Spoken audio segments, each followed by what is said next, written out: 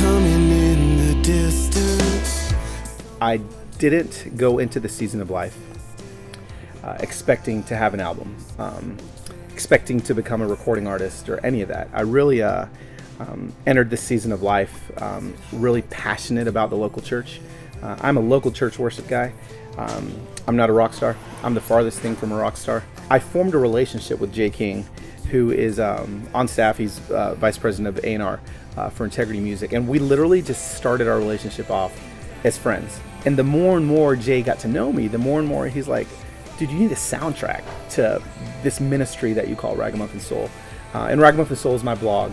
And it kind of everything is based around Ragamuffin Soul. It's grown into a community of about 7,000 readers a day that are coming by and just sharing their authentic selves. And I'm definitely the kind of guy that is looking to be real with himself, others, and God. And authenticity is a big value of mine. And so there's this community and this ministry that I've kind of unintentionally built. And out of that, Jay started thinking, man, like, you're a worship guy, you need songs. And I'm like, yeah, well, I can do other people's songs. But the more I led worship, the more I realized there's not really anything that's fitting me exactly. I said, you know what, let's give it a shot. I definitely feel, as I listened to the record, that that we did it. I didn't know what it was going to sound like because I didn't have a sound, you know, but I feel like we really painted a soundtrack for Ragamuffin Soul. It was pretty cool. So I'm a rookie to all this, especially when it comes to thinking that a label is helping me release this album and songs need to be great. And so what we did was we looked for a lot of producers, and we met with a lot of producers. And at the end of the day, I think we realized, you know, we need a producer, but we also need a songwriter. And in Jason Ingram, we found both of those. Jason Ingram is one of the most amazing and gifted songwriters, I think, on the planet. He is writing some amazing anthems for the church today. And so we found Jason, and Jason said, you know what, I think Jason got it. He figured out, I think he's kind of saw it as a challenge. He was like, okay, I'm gonna help him write some songs. But the cool thing about it is I got to write with some amazing writers besides Jason. I got to write with Mia Fields from Hillsong Church in Australia. And so she wrote Jesus Saves with us on the album. And again, that's the song that it's 2 words in the chorus. And whenever I lead that thing live, we'll get done with the bridge and I'll get right to the chorus, and I'm like, all right, people, it's 2 words. It's not that complicated. And I feel like when I say that, people are like, oh, okay, I don't have to look at the screen. So they just sing Jesus Saves, Jesus Saves. And it catches on so fast. And so I'm super pumped about that song. But I also got to write with Philip LaRue, which I was a big LaRue fan back in like 1999. And I was like, dude, you're in LaRue. And he's like, yeah, not a lot of people know that about me. But so we wrote some songs together. We wrote Rain It Down and God of Second Chances. You know, these songs definitely have been birthed out of my journey recently, mostly in stuff that we've been talking about on my blog. So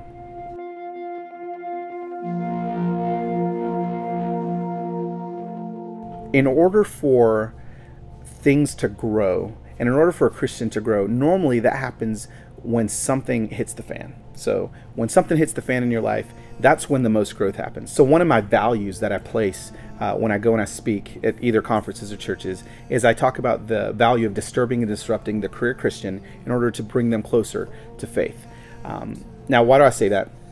Again, because I feel like when a Christian that's comfortable and a Christian that's maybe a career and calloused Christian is disturbed, suddenly their eyes are open, and at that moment, for that second that they're disturbed, there's an opportunity for you to present Christ in a completely new way to them.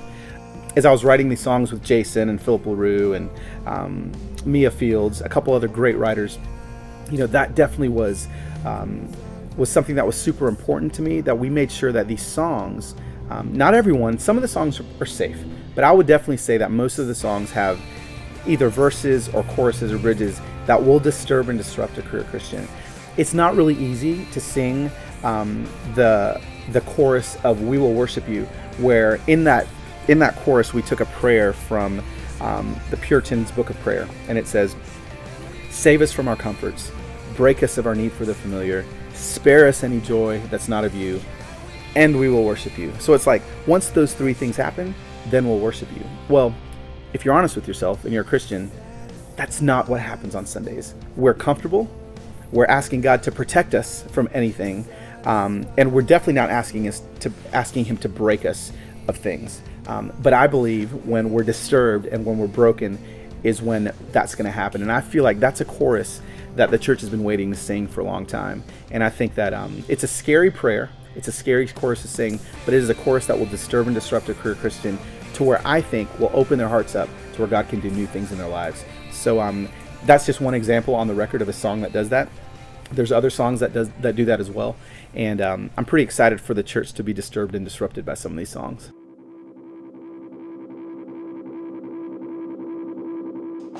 What is a ragamuffin?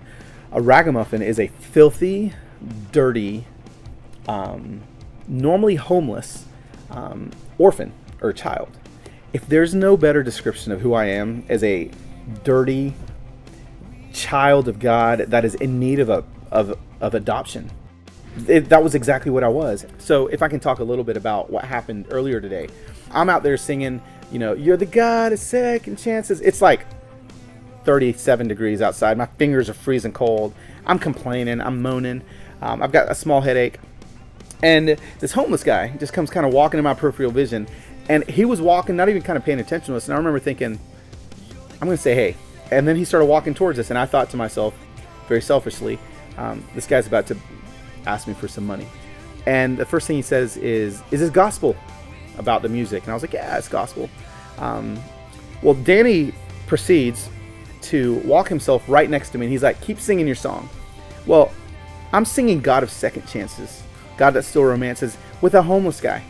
So I'm sitting here singing the song, and he's on his knee, and he takes his hat off, and his Rastafarian dreads come down, and he's got this Jamaican accent. Brother Danny starts singing in his Jamaican kind of vibe, definitely that Rastafarian feel.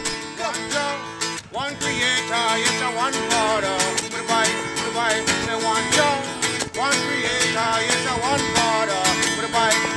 And in that moment, I remember sitting here thinking to myself, okay, God, you ordained this moment to teach me and maybe even others that Danny, I don't know how many second chances Danny's had.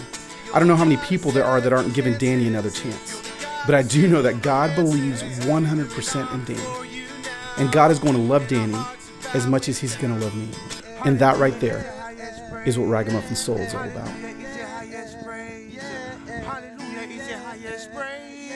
Hallelujah is the highest praise. One Jah, one creator, yes, one Father.